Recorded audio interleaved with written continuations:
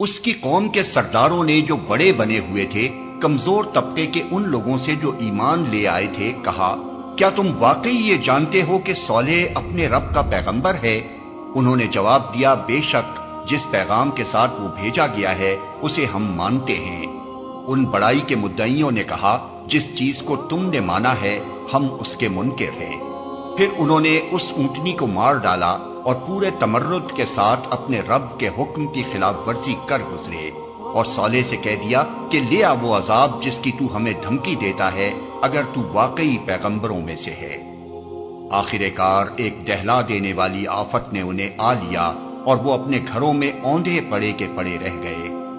اور صالح یہ کہتا ہوا ان کی بستیوں سے نکل گیا کہ اے میری قوم، میں نے اپنے رب کا پیغام تجھے پہنچا دیا اور میں نے تیری بہت خیر خواہی کی، مگر میں کیا کروں کہ تجھے اپنے خیر خواہ پسند ہی نہیں ہے۔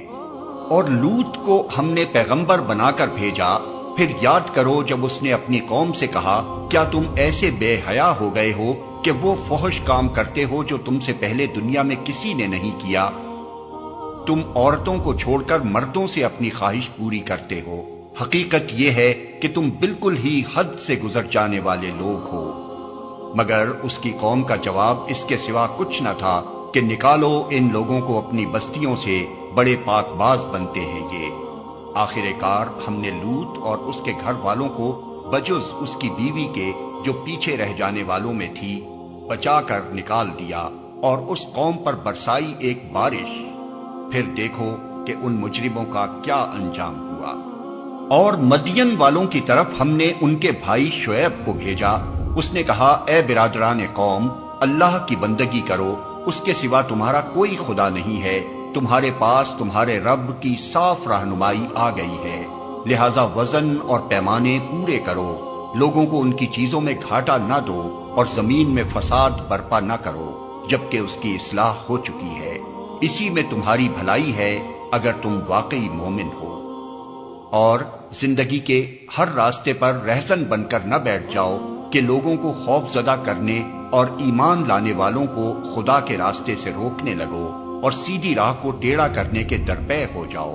یاد کرو وہ زمانہ جب کہ تم تھوڑے تھے، پھر اللہ نے تمہیں بہت کر دیا، اور آنکھیں کھول کر دیکھو کہ دنیا میں مفسدوں کا کیا انجام ہوا ہے۔ اگر تم میں سے ایک گروہ اس تعلیم پر جس کے ساتھ میں بھیجا گیا ہوں ایمان لاتا ہے اور دوسرا ایمان نہیں لاتا، تو صبر کے ساتھ دیکھتے رہو یہاں تک کہ اللہ ہمارے درمیان فیصلہ کر دے، اور وہی سب سے بہتر فیصلہ کرنے والا ہے۔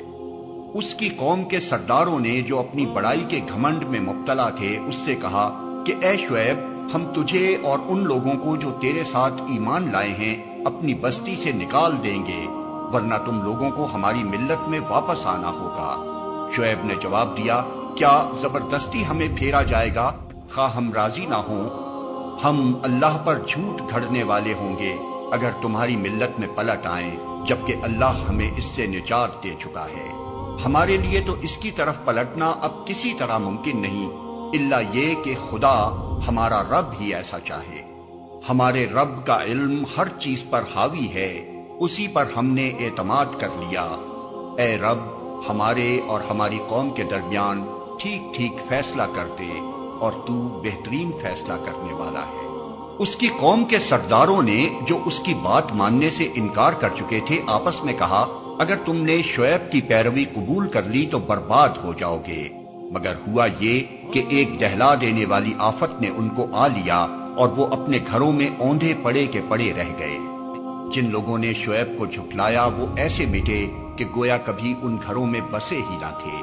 شعیب کے جھٹلانے والے ہی آخر کار برباد ہو کر رہے، اور شعیب یہ کہہ کر ان کی بستیوں سے نکل گیا کہ اے برادران قوم، میں نے اپنے رب کے پیغامات تمہیں پہنچا دیے اور تمہاری خیر خواہی کا حق ادا کر دیا۔ اب میں اس قوم پر کیسے افسوس کروں جو قبول حق سے انکار کرتی ہے۔